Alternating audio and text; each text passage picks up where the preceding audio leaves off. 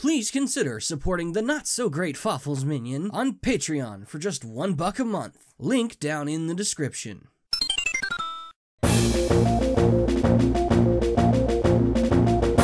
I say to you, grog, fortuitous audience, your favorite little green man here for another remaster. Get them Giorgio memes ready. Beyond infinity we go, to reach for the furthest kind. A believer in aliens is a perceiver of wonder. Consider me a research partner and phone homely friend to all who believe.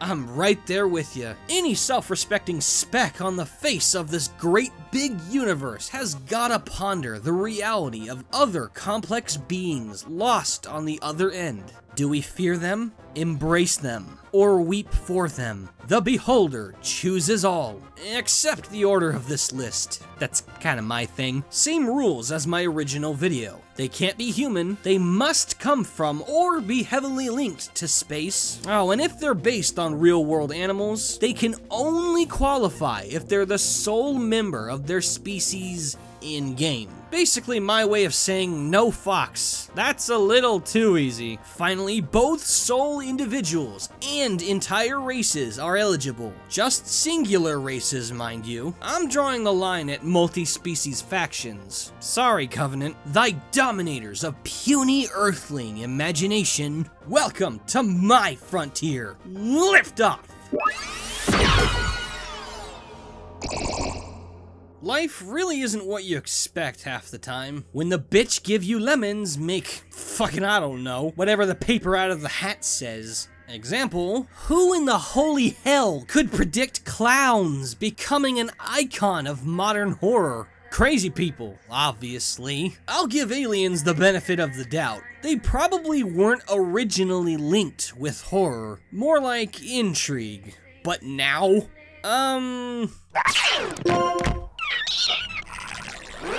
I've heard word that supporters of alien conspiracy ain't right in the head, but oh god, for some reason, the common theme of the public's general perception of, quote, best video game aliens, unquote, are those directly made to scare you. Necromorphs, xenomorphs, you get the gist. Well, here's my vote. You think one person getting crabs is disgusting? Try combing over the entire free world with that shit. Head crabs make my skin crawl. The legendary headhumpers are dealers of the most intense act of karma ever. Black Mesa invades their territory, and the satanic wads of chewing gum reciprocate. You scratch my back, I disembowel yours. No other creature from Zen is as terrifying. One-upping facehuggers in the yeah factor, head crabs are predisposed to pounce on your warm, succulent head and bury their repugnant mouth parts deep into your skull. Well, I'm dead. Respawn. About that, head crabs, they don't eat you. They don't lay eggs in you. They become you. This hardcore skull fucking is where head crab zombies originate, leaving the victim as a will-less husk that, still feels pain.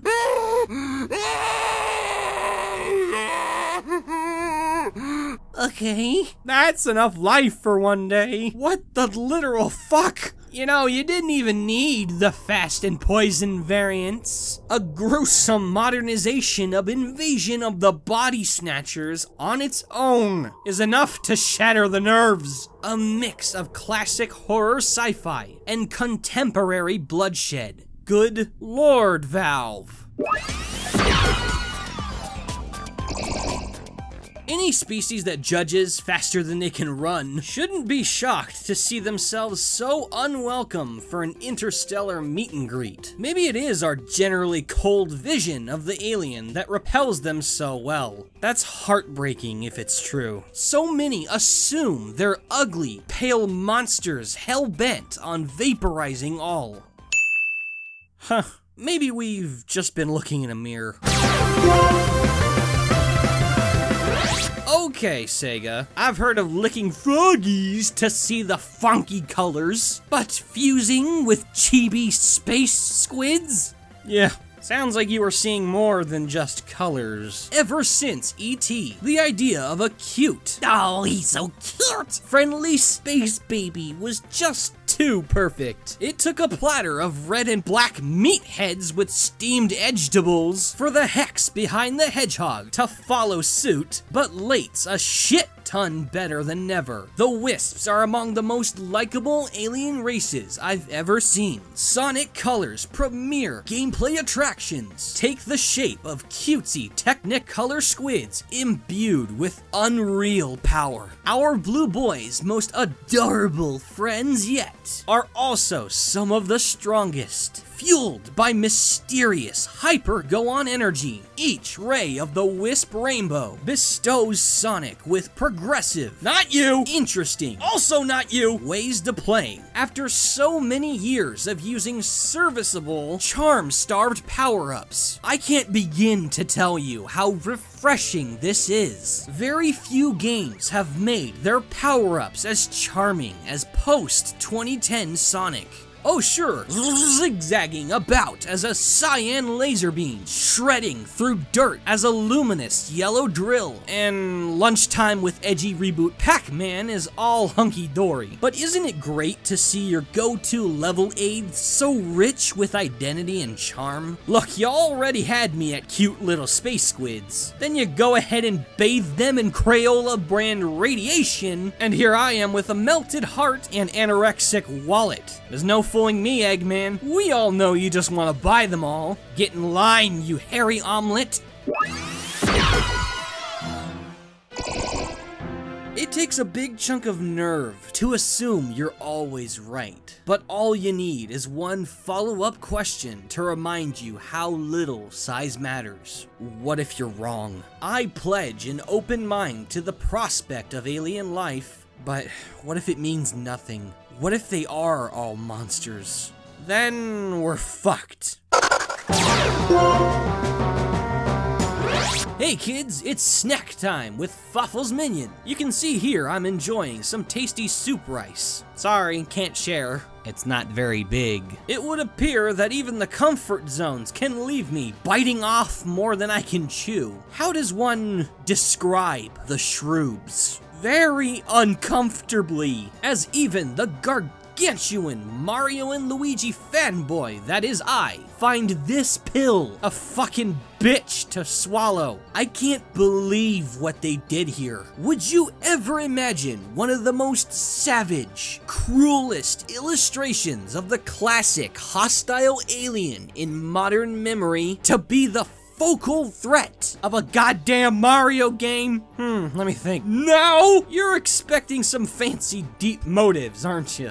Yeah, sucks to think Shroobs are an extraterrestrial buff and humankind's worst nightmare. An empire of heartless monsters that know, eat, and breathe nothing but destruction. The dark purple fungus spreads and kills all, unfeeling, unthinking. Yeah, on paper, so what? Stereotypical aliens that just want to murder us? Hardly a big deal. But it isn't their base concept that makes them so imposing. It's how far removed they are from everything else. Every trip through Partners in Time displays the vast and frankly sickening extent to the Shroobs' dark, cold resolve. They don't care. They don't think. There's nothing there.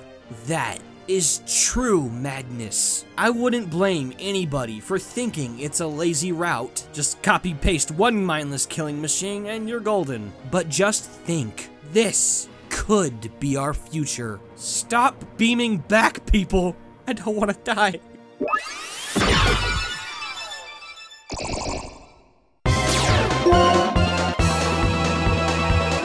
A Donkey Kong villain, as good as K. Rool. When pigs fly, call me CNN, cause boy do I got some goddamn shitty news for you. They fly, they've mastered magic, and they outrun cars. Rareware's own Mario Kart Super Clone impresses in ways aplenty, but no turn of their solid gold steering wheel kicked up more dust than Diddy Kong's ultimate enemy. Wizpig is just about the silliest villain ever designed. An intergalactic rack of hot-footed ham that's also somehow a frickin' wizard. Ooh, Saturday mornings come early. Break out the Fruity Pebbles. I hear you chuckling back there, non-DKR enthusiasts. All too easy to laugh at a bomb that's not dropping on your head, huh? Wizpig, easy?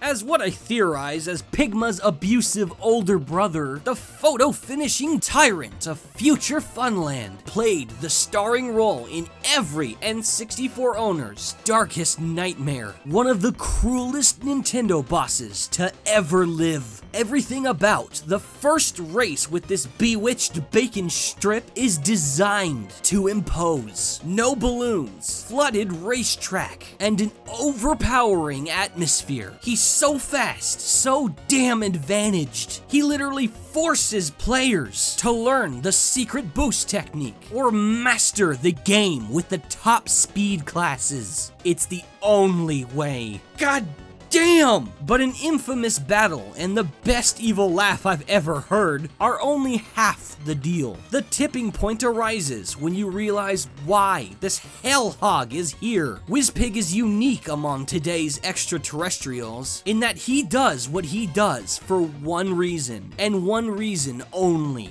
Kicks. No sustenance, no base instinct, for fun. Think about that. Conquered his home planet, invaded another planet, usurped an island's ruler, brainwashed the defenders, traumatized every kid that dared to race him, all because he was bored. Maybe there's good reason why we're the universe's favorite comedy.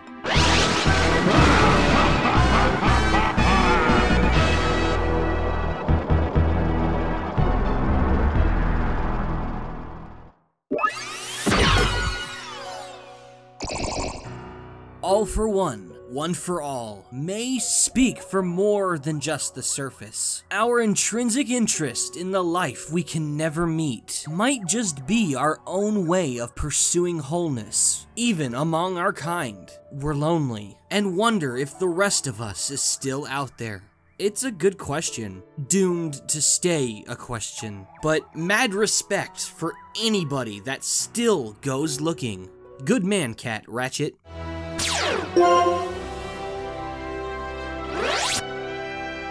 You bet your damn fine asteroid it's him. If I can't put Fox in, you better count on his brother from the other mother to finish the mission. Ratchet is the hero the 3 galaxies and this list desperately needs. Most of the choices on here are antagonistic at their core, so it's a huge delight to see a well-chronicled do-gooder enter the fray. There is not a single Sony icon I admire more than the Lombax's last hope, an orphaned mechanic descending from the Polaris Galaxy's most gifted engineers. This cat dude carries a big gun and a bigger heart. It's an endearingly classic display of the ambitious Boy Scout turned unassuming savior, mixed in with an engaging splash of home versus heritage. It's a storytelling staple I personally can't get enough of. Ratchet is incredibly likable for not only his heartfelt vitality, but for the imprint he leaves on his race. Despite possibly being the last of his kind, he accepts the terrible pain left by the past and simply does all he can to move beyond it and build towards the future. A mechanic knows what's gone can't be fixed, and all that can be done is the job you're needed for.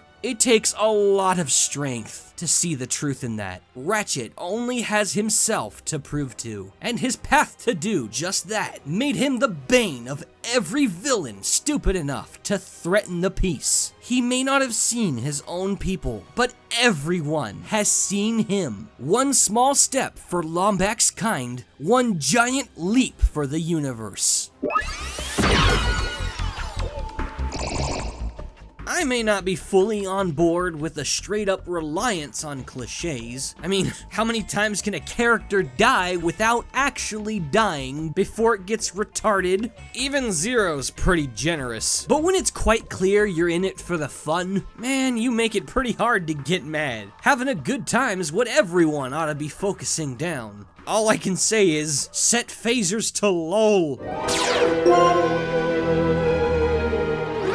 Oh, yes! What the hell were you expecting? Doing a list of top 10 video game aliens and not including Crypto is like playing Got Your Nose with Voldemort. Fucking stupid. Destroy All Humans just reeks of a brain permanently out for lunch. Every stock piece of classic alien culture is framed and celebrated in these dumb, trashy GTA clones. And the main Martian Crypto brings all of it into a stupidly enjoyable romp. The shit-talking lump of gray matter is a straight depiction of the prototypical alien. Gray, bulbous head, beady eyes, wreaks havoc with the UFO, and anally probes shitty Earthlings. I love it. The whole charm with Crypto is his deliberately dry humor and satirical nature. Sure, he's known as a Furon, they have their own culture and worship some fucker named Arkvoodle, Lord of the Sacred Crotch. But despite all that, Crypto really doesn't act much different than the humans. I find it extremely funny that the goddamn space alien believably acts more like a person than the actual people in the game. He's an asshole, perverted, and astonishingly chill for an invader bent on harvesting humans for his species' survival. Think American Dad's Roger if he was roasted on a deader than dead pan. Thanks, freak. I gotta go find Coyote Bongwater.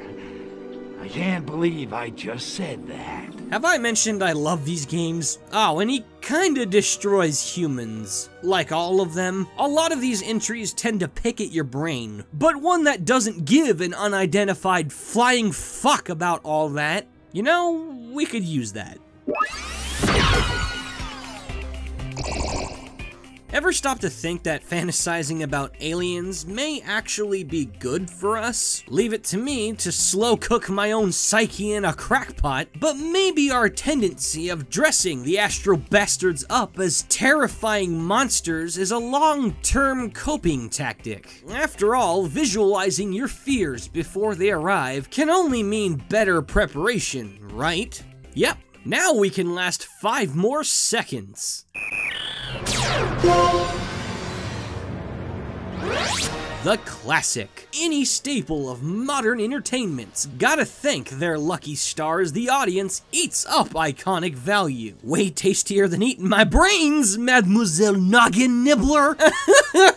Looks like I'm sleeping with the demon space jellyfishes tonight. Yay? Not yay. Not yay! Metroids are the quintessential video game aliens, and the round trip to find out why never fails to rouse my lust for the good shit. Ever hear of xenomorphs? Probably not, but Nintendo sure did. Wacky Japanlings had to go and craft a point-for-point homage to these damn things. The result? 32 years of hideous, time-tested nightmares. Metroids are scary. Fucking scary. Take a pinch of nasty cell membranes, dash of freaky lamprey mouth, basted in life drainage equivalent to 1,000 thirsty leeches. Did I mention teeth? And that's only the children. 8-stage life cycle, Chief. It only gets uglier. The 4 jumps from larva to omega sees the green brain with fangs morph into a giant space-age dinosaur. And good lordy, the queen. Ever wanted to see the end result of Biollante and Salamence sharing just a little too much wine together? You're welcome, and big shoutouts to the corporate dunderfuck that bottle-fed the bitch radioactive Gatorade. Now you got an autonomous Death Star after your ass. I smell payday. We don't deserve you, Samus. Cleaning up all this hellish handiwork. I need cryo sleep just looking at it. Jumping back to the idea of false prophesizing, maybe the pure disbelief in aliens is the foolish link. Ooh, get a load of Mr. Crazy and his crop circles. Tinfoil's in the pantry, dipshit. You know, if you're wrong, and an alien attack is imminent, you'd better hope they don't like the taste of machinery. Then we'd be really fucked.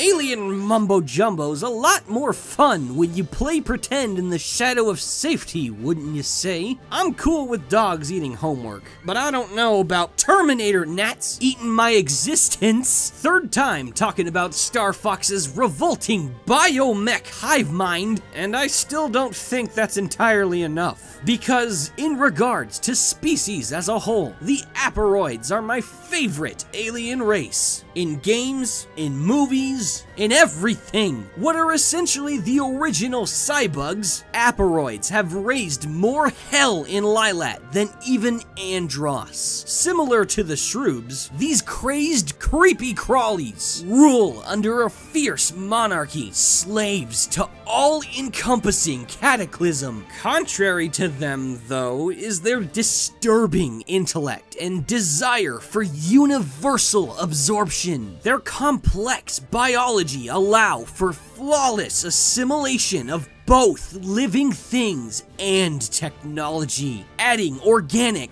and mechanical victims to their collective consciousness, thereby twisting the emotions and thoughts of those yet to be infected. Hey ho, Fox! I love you, son! Come give Daddy a hug! Holy shit, that's scary. Oh, and these things evolve, although unlike Metroids, it's more synthetic weaponizing than natural progression, from crawlers, to mortars, to hatchers, to tanks, to an entire frickin' air force. Aporoids are bred for war, seeing the entire Star Fox team's world on the brink of collapse in the battle with these nasty pests. It's something else, man. I often wonder if there truly are any rules. Seems the longer we look at everything, the more complex it all becomes. Like it's impossible for us to stop learning. Perhaps that's the great appeal in aliens. They're everything we want to know, but can't. It's proof enough for me that we don't make the rules. But we do make cool depictions of those who might. Hail Gaius! You knew it. I knew it. And sad to say, knowledge isn't always power. Way too hard to try and sell Earthbound short as it is. But sweet rape face in a can. Did they have to make the villain so goddamn forceful and terrifying? If the Shroobs made us a wee bit scared of welcoming the third kind to our world, Gaius'll make us wish the Big Bang never happened. It's customary for aliens to foreplay with our imagination, but this is bad touch. Pegged as universal cosmic destroyer, this bloody whirlpool of psychological torture changes everything we know about this once fun game. Itoi's demon purges the fine line we typically draw between otherworldly invaders and reality. Like, surely they too follow existential law, limited by logic, nature, and science. Bet you never expected anything to get through. It's a good thing the game reminds us that Gaius is an alien, because this eldritch nightmare resembles the damn devil more than anything. Gaius takes the power, the horror, the enigma of every alien menace ever dreamt, and gruesomely warps it into profound discomfort. The fucker actually exerted so much raw power that he destroyed his own being. Yeah, the motive's basic. Ooh, drown the world in darkness. Oh no! But it's the morbid presence and hideous imagery that makes this thing so striking. Outline a fetus? No! What? Whatever happened to just abducting cows?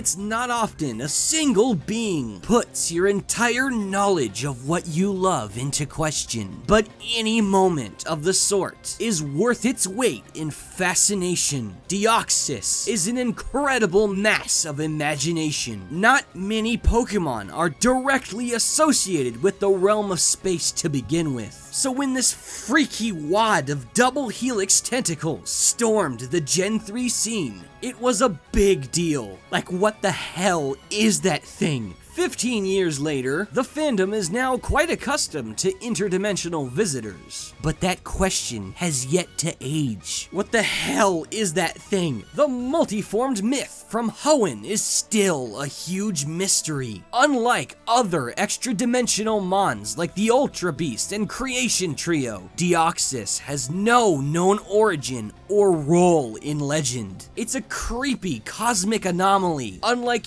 anything in the Pokemon world. Or perhaps not. Doesn't anybody think the DNA motif is a little suspicious? Why would a space crystal mutated by a laser beam be modeled after the human concept of genetic coding? Sure, it makes for a badass look, but why? It gets even creepier when you look at what each form represents. Every stat known to Pokemon kind other than HP is grossly emphasized by each of the additional forms, almost as if it's the purest of every power. Could it be the origin of all Pokemon? Is it possible that all these creatures are just the result of Deoxys viruses mutating at different times and environments, with HP quantifying the lifespan of the virus? By simply explaining nothing, they brought one of the most intriguing monsters in Pokemon history to life, enslaving our curiosity through invisible answers, and blowing our minds with logic-culling strength. It's power. It is pure power. Sure, it's all speculative, and I'm probably crazy, but that's what makes Deoxys and the entire concept of aliens so special. It's amazing what the unknown does to minds. Perchance, that too is a virus, mutating thought into imagination. It's all yours to behold. This is being Fawful's Minion, came in peace, left in awe. See you around. Woohoo, what a blast! I'ma name drop the true MVPs. It's the high tier Patron roll. Shade 2800, Jordan Osceola, Tubazo 1989, You Can't See Martin 19, James Ward, Diamond Ice, Raw is Jimbo, Skellington 977, Mathtron 5000, Luke Razor, Goldsbro TSG, Thomas Drury, Spark of Dusk 777, Cole the Renz Castle, Solitaire Seamus, Chris the Nerdcario, Jurway, Sensei Spyro, Inkling Gamer, Fasad, Antasma's Follower, SentyEspeon, Lucario Smash 246, Godfalking Dammit, Smash Mario Pro 2000, Roberto Del Fuego, Bradley Thompson, That Guy in the Store, and Grandmaster Augustus. Live long and prosper.